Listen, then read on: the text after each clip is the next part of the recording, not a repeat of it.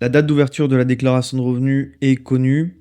Donc là, on va devoir déclarer nos revenus au fisc au mois d'avril jusqu'à fin mai.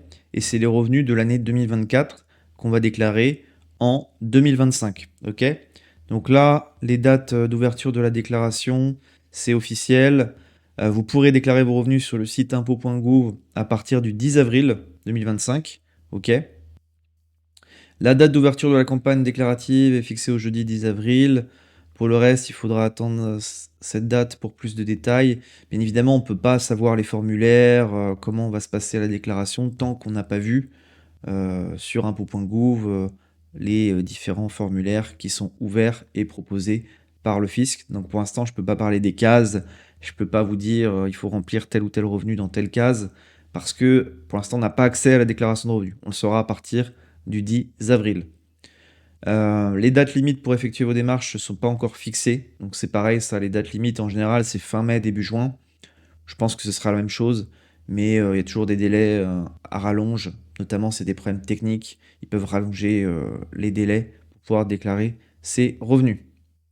Bien évidemment que ces échéances doivent être respectées en fonction de votre lieu de résidence. Ok. Si vous ne respectez pas les délais, vous pouvez avoir des pénalités. Il y a un simulateur qui est déjà en ligne, un simulateur de calcul de l'impôt. Donc en attendant l'ouverture de la déclaration de revenus en ligne, il est possible de se faire une idée de son taux d'imposition sur les revenus 2024. Depuis le 7 mars, le ministre chargé des Finances a mis en ligne un simulateur de calcul pour 2025, comme chaque année. Et ça vous permet d'estimer le montant de votre impôt, de ne pas être trop surpris par la note fiscale quand vous allez déclarer vos revenus en avril.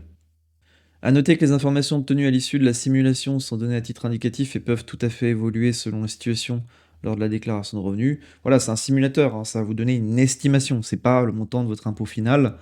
Il précise bien que c'est une estimation. Ok.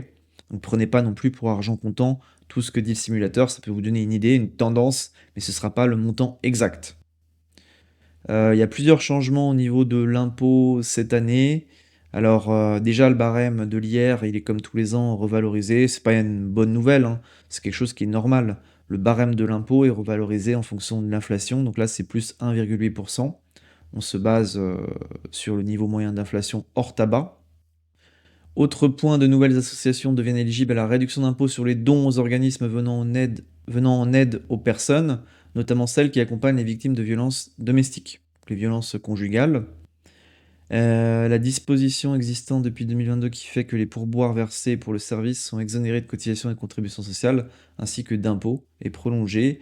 Donc voilà, si vous laissez des pourboires pour un service, c'est exonéré de cotisations et d'impôts, c'est toujours bon à prendre.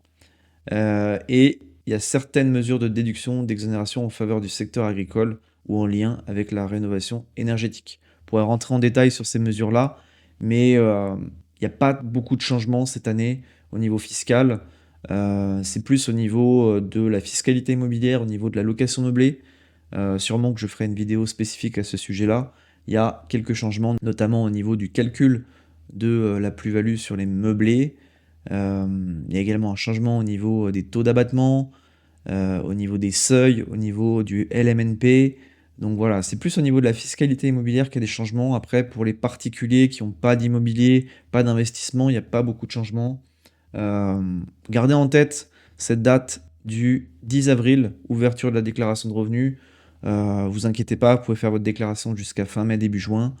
Et si vous dépassez, enfin si vous oubliez de faire votre déclaration, vous risquez des pénalités, mais il y a quand même le principe du droit à l'erreur, d'accord? Et ça peut jouer en votre faveur. C'est-à-dire que si vous oubliez, si vous ne faites pas votre déclaration dans les temps, vous pouvez négocier avec l'administration fiscale et ils n'appliquent pas automatiquement une pénalité, hein.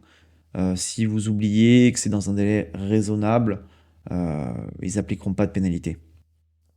Voilà ce que je voulais vous dire, c'était une petite vidéo. N'hésitez pas à liker, abonnez-vous si vous aimez ce type de contenu, posez-moi vos questions en commentaire. Et si vous avez besoin d'aide pour votre campagne fiscale, pour la déclaration de revenus au mois d'avril, au mois de mai, comme chaque année, je propose mes services. D'accord, j'accompagne pas mal de clients chaque année. En tout cas, je les aide à distance à faire leur déclaration de revenus, à remplir la déclaration des revenus fonciers. Donc n'hésitez pas, je suis disponible. Le lien pour réserver un créneau horaire avec moi est en description en premier commentaire épinglé.